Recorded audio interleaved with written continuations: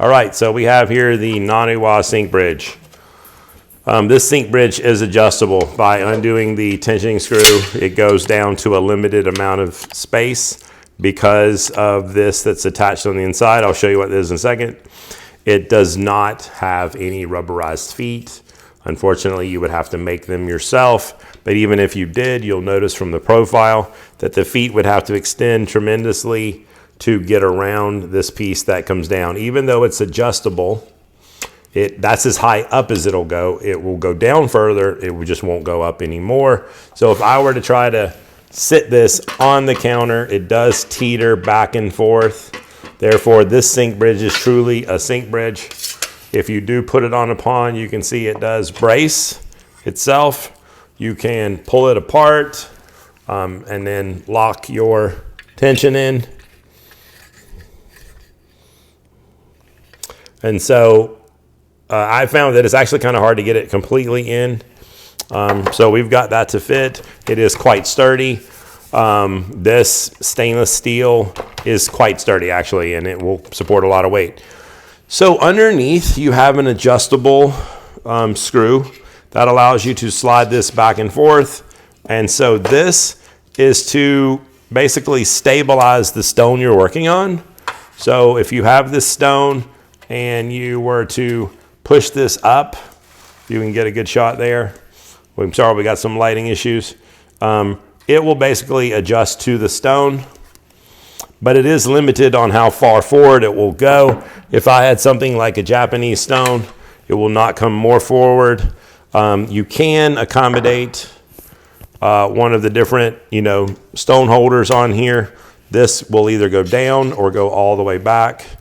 I found that you can actually put it up. See if I can get this going properly. And once you get it up, and I will say, just on a personal note, like these screws are hard to get access to. Like they're just not my favorite to deal with. Okay, they are difficult. Okay. Especially for a bigger finger. Yeah. So let's get this tightened up. And so it's a lot of little moves. We've gotten that tight. Okay, so there we go. There's some good tension there. So we can get this in there, and you can see from the overhead that there is room for this to have come forward to like really stabilize this. Obviously, there's even room for it to go back. Okay, so but if you had a Japanese natural stone, you would be able to push all of that in, and that would hold it. And then that would be how you stabilize it, by hitting the front end.